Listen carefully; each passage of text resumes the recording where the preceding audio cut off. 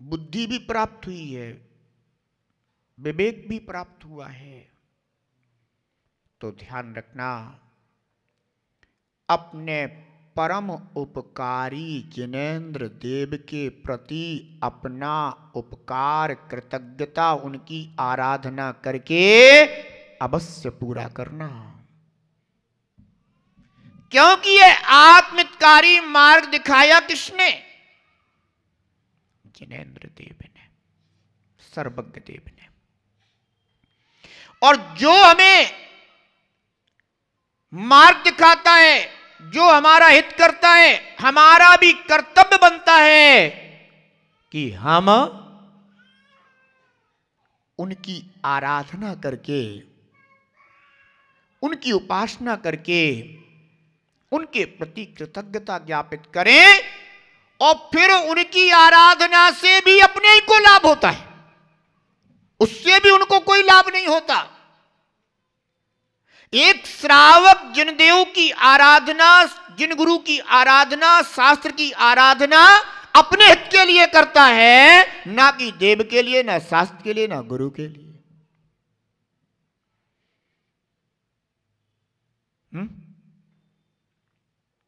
मान लो आपने गुरु पूजा कर ली, तो गुरुदेव को क्या लाभ हो गया? गुरुदेव की कर्म क्षय हो गए? नहीं, पर तुम्हारे अवश्य उसी क्षण, उसी समय, ऐसे ही सच्चे देव जिनेंद्र देव, जो वीतरागी हैं, सर्वज्ञ हैं और हितोपदेशी हैं, ऐसे सच्चे देव को जानकर हमें उनकी आराधना में अवश्य ही लगकर अपने कर्मों का क्षय करना चाहिए। चक्रवर्ती भरत था, पूर्व पर्यायों में उसने महान पुण्य संचय किया था, जिसके फलीभूत वह चक्रवर्ती हुआ। हर प्रकार के उत्तमोत्तम साधन उसके पास थे, किसी प्रकार की कोई भी जीवन में कमी नहीं थी।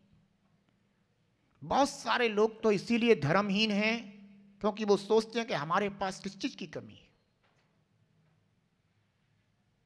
हमारे पास सब धन है, दौलत है, संपदा है, व्यापार बढ़िया फल फूल रहा है, परिवार हमारा हमारे अनुकूल है, सब कुछ तो है मेरे पास, धर्म किस लिए, क्या करना धर्म करके।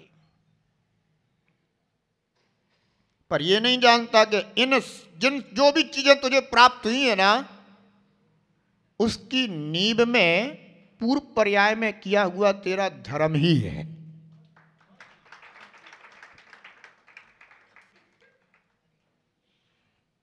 और अगर वह धर्म जो दिखाई नहीं दे रहा है, जिसका फल दिखाई तुझे नहीं समझ में आ रहा है, अगर वह हट गया ना, तो यह समझ ले कि जिस पर तू इतरा रहा है ना, वो तेरा सब कुछ थोड़े ही समय में समाप्त होने वाला है। ताश के पत्तों से अगर कोई महल बना ले, कब तक? ध्यान रखना, इसलिए आज जितना भी सुख वैभव दिखाई दे रहा है, ये सब धर्म का ही फल है। तूने अतीत पर्याय में किया है पर स्मरण नहीं आ रहा, और इस भाव में वह सब पाकर के तू इतरा रहा है, इठला रहा है। तो ध्यान रख, चक्रवर्ती 6 खंड का पति था, तेरी धन संपदा तो उसके राजमहल के कोने में भी ना आए जितनी उसके पास थी।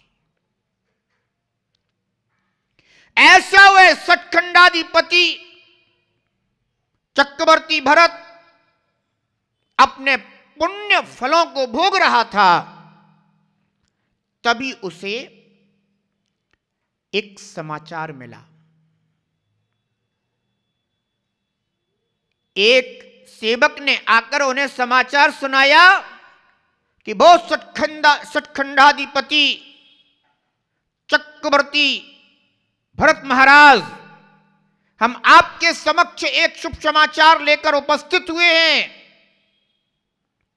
यद्यपि वह तब तक सचखंडाधिपति नहीं था, पर अब जो चक्र रत्न उत्पन्न हुआ है, चक्र इस बात का सूचक है कि आप 6 खंड के अधिपति राजा हैं।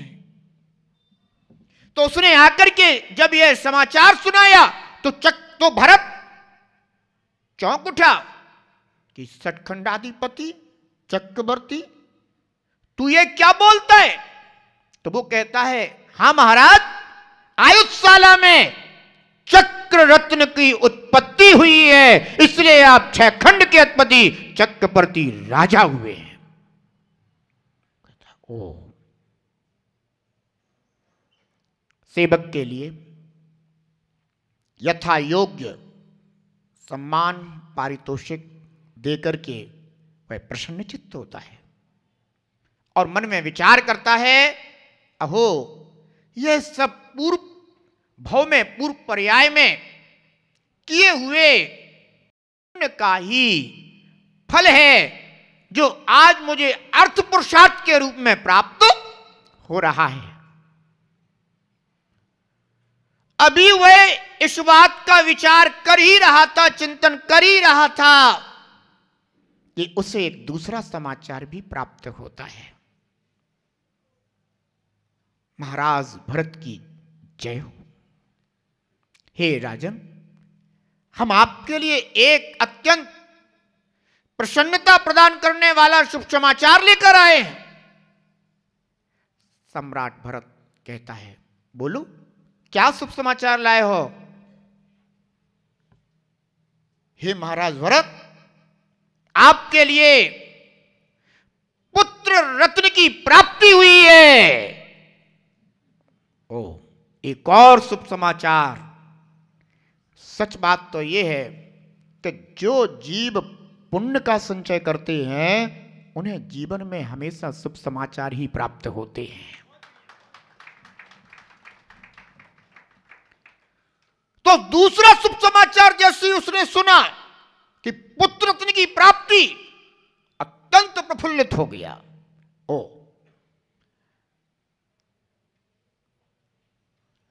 यथायोग्य सम्मान पारितोषिक देकर के उसे भी विदा किया। बैठ करके विचार कर रहा है, अहो मैंने पूर्व पर्याय में कैसा सातिशय पुण्य प्राप्त किया है जो आज मुझे ऐसे ऐसे उत्तम फलों की प्राप्ति हो रही है। वह चिंतन कर ही रहा था, विचार कर ही रहा था कि तभी उसे एक और तीसरा समाचार प्राप्त हुआ। एक और सेवक संदेश लेकर आया और महाराज भरत की जयकार करता हुआ बोला कि हे राजन, मैं एक अत्यंत शुभ समाचार लेकर के आया हूं। चक्रवर्ती भरत सोचता है कि आज मेरा कितना महान पुण्योदय फलित हो रहा है कि जो आज मुझे एक के बाद एक शुभ शुभ ही समाचार प्राप्त हो रहे हैं। बोलो क्या शुभ समाचार लाए हो? वह सेवक कहता है कि हे राजन, मैं अत्यंत शुभ समाचार लेकर आया हूं। आज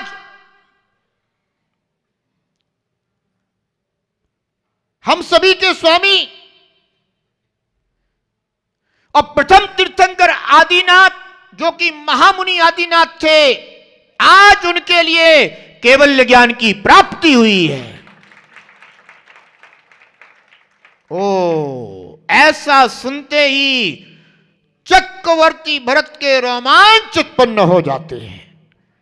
आनंद से भर जाता है, प्रमुदित हो उठता है, उसी समय अत्यंत प्रफुल्लित होता हुआ वहीं से भगवान के केवल ज्ञान प्राप्ति के लिए वहीं से उनके लिए नमन करता है, वंदन करता है, स्तुति गुणगान करता है और उसे अत्यंत उत्तम पारितोषिक प्रदान कर आह्लादित होता हुआ मन में विचार करने लग जाता है, अहो इस धरा पर प्रथम बार केवल ज्ञान सूर्य का उदय हुआ है।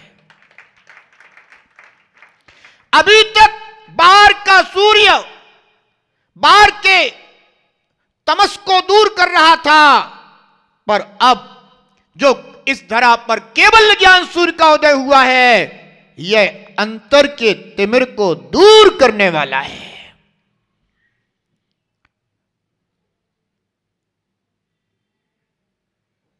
परिवारीजन, मंत्रीगण, सभी लोग उपस्थित होते हैं एक साथ, क्योंकि यह समाचार सर्वत्र फैल जाता है और आकर चक्रवर्ती भरत से निवेदन करते हैं। कोई कहता है कि हे राजन, आज जो अत्यंत शुभ समाचार प्राप्त हुआ है, हम सभी के लिए चक्ररत्न प्राप्ति का महोत्सव प्रारंभ करना चाहिए। तो कोई आकर निवेदन करते हैं कि हे राजन, आपके लिए पुत्र रत्न की प्राप्ति हुई है।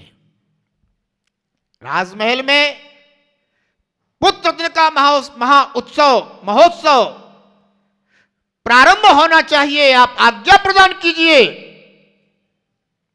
पर चक्रवर्ती भरत मौन, प्रफुल्लित है, आनंदित है, रोमांचित है। वह विचार करता है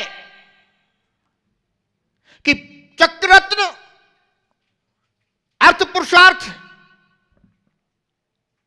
पुत्र रत्न काम पुरुषार्थ का फल है, पर महामुनि आदिनाथ के लिए जो केवल ज्ञान की प्राप्ति हुई है, यह धर्म पुरुषार्थ का फल है।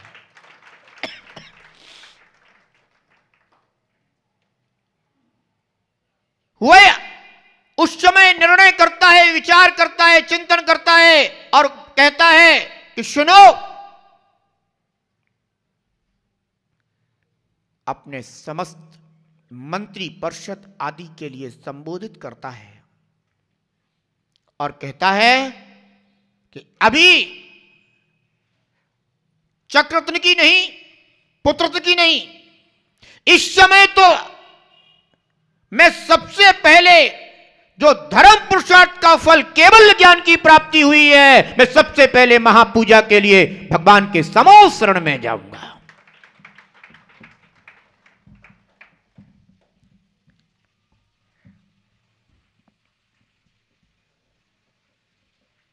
ध्यान रखना, श्रावक के जीवन में अर्थ और काम पुरुषार्थ के फल तो पुण्य को छीण करने वाले हैं, पर धर्म पुरुषार्थ के फल से धर्म की ही प्राप्ति होती है, पुण्य की ही प्राप्ति हुआ करती है। चक्रवर्ती भरत महोत्सव के साथ प्रथम तीर्थंकर आदिनाथ भगवान के समूह शरण की ओर महापूजा के उद्देश्य से चल पड़ा और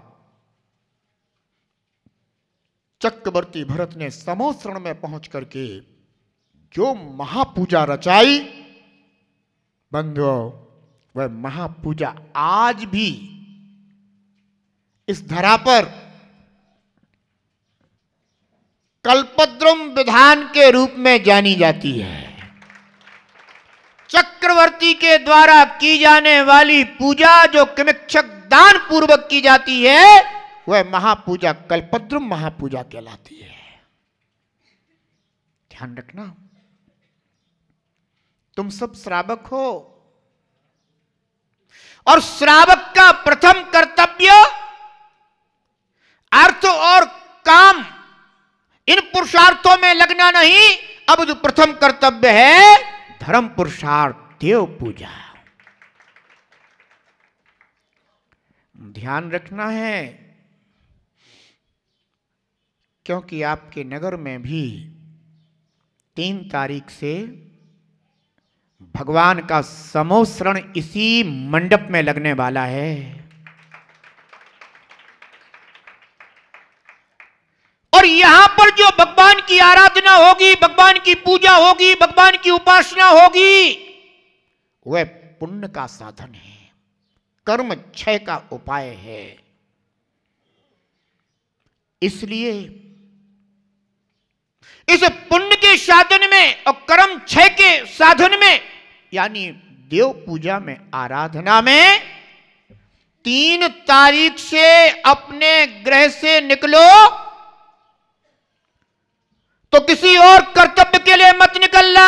घर से निकलो तो यह सोच करके निकलना कि हां कभी चक्रवर्ती भरत निकला था समोसर में जाने के लिए, ना सही में चक्रवर्ती पर एक सच्चा श्रावक तो हूं, श्रावक बन करके महापूजा करने के लिए समोसरण में जा रहा हूं।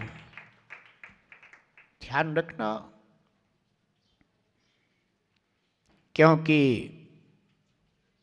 अगर इस मनुष्य जीवन में प्रथम कोई कर्तव्य है तो वो कौन सा है? देव पूजा। चक्रवर्ती भरत ने न चक्ररत्न की उपासना की, उसका उत्सव मनाया, न पुत्र रत्न का उत्सव मनाया, अपितु अरहंत परमेष्ठी तीर्थंकर महामुनि आदिनाथ स्वामी का उसने केवल ज्ञान कल्याणक महामहोत्सव मनाया।